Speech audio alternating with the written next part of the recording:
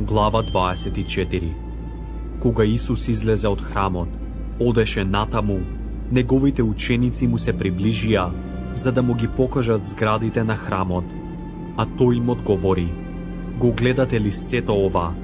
Вистина ви велам, нема да остане тука ни камен на камен, што не ќе биде урнат. Кога седеше пак на Маслиновата гора, неговите ученици дојдоа при него насамо и му рекоа: кажи ни, кога ќе биде тоа и кој е знакот на твоето доаѓање и на свршетокот на векот? И Исус одговори и им рече: гледајте да не ве заблуди некој, зашто мнозина ќе дојдат во мое име, говорејќи: јас сум Христос, и ќе заблудат мнозина. А ќе чуете за војни и гласови за војни. Пазете да не се уплашите, зашто тоа треба да се случи, но уште не е крај. Зашто ќе се дигне народ против народ и царство против царство, и ќе има глад и помор и земјотреси на разни места. Но се тоа е само почеток на страдањата. Тогаш ќе ве предадат на маки и ќе ве убиваат, и сите народи ќе ве замразат заради моето име.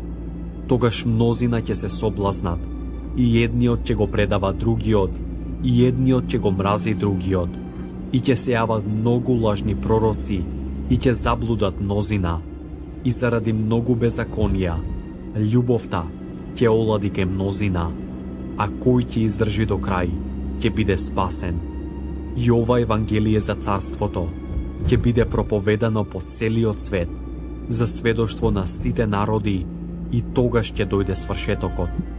И така, кога ќе ја видите одвратноста на запустувањето, за која зборува пророкот Даниел, како стои на свето место, кој чита, нека разбере. Тогаш жителите на Јудеја нека бегаат по горите, а кој ќе биде на покрив, нека не слегува да земе нешто од својата куќа, и кој ќе биде во полето, нека не се враќа за да ја земе наметката. Горко им на бремените и на доилките во тие денови. Молете се вашето бегство да не биде во зима или во сабота, зашто тогаш ќе биде голема мака, каква не била од создавањето на светот до сега, ниту ќе биде.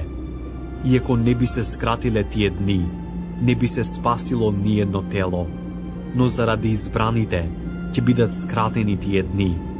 Ако некој ви рече тогаш: еве, Христос е тука или таму, не верувајте, зашто ќе се појават лажни Христоси и лажни пророци, па ќе прават големи знаци и чуда, за да ги заблудат, ако е можно, и избраните. Ете, ви реков однапред. И така, ако ви речат: ене го во пустината, не излегувајте, ене го во една од внатрешните соби, не верувајте. Зашто како што молњата излегува од исток и светка до запад, така ќе биде и доаѓањето на човечкиот син. Каде ќе биде трупот, таму орлите ќе се собираат. Веднаш по тагата на тие денови, сонцето ќе потемни, месечината нема да ја дава својата светлина, и звездите ќе паѓаат од небото, и небесните сили ќе се расклатат. И тогаш ќе се јави на небото знакот на човечкиот син, и тогаш ќе заплачат сите племиња на земјата, и ќе го видат човечкиот син, како доаѓа на небесните облаци, со сила и со голема слава. И тој ќе ги испрати своите ангели со силен глас на труба, и ќе ги соберат неговите избраници од четирите ветра, од едниот крај на небото до другиот. А од смоквата научете ја поуката: кога нејзината гранка ќе смекне и ќе пушти лисја, знаете дека летото е близу.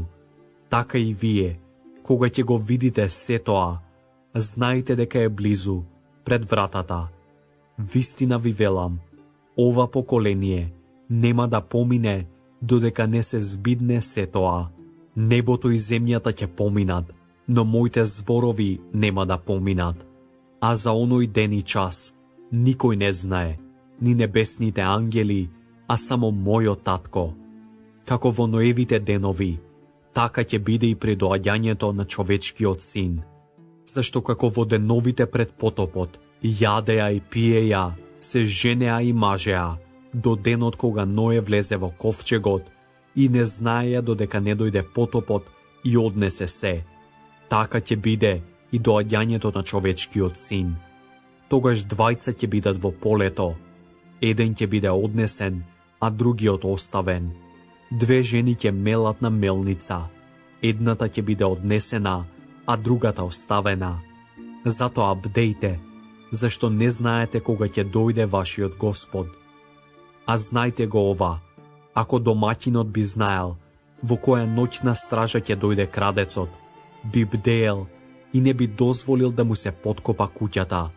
Затоа и вие бидете готови, зашто човечкиот син ќе дојде во час кога не мислите. И така, кој е оној верен и благоразумен слуга, кого Господорот го поставил над слугите своји, за да им дава храна на време. Блажен е оној слуга, кого неговиот Господар кога ќе дојде, ќе го најде да прави така. Вистина ви велам, ќе го постави над сиот свој имот.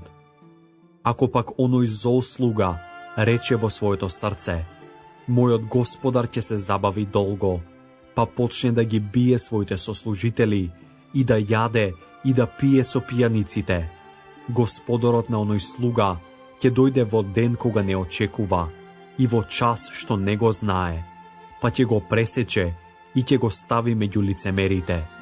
Таму ќе биде плач и чкртање со заби.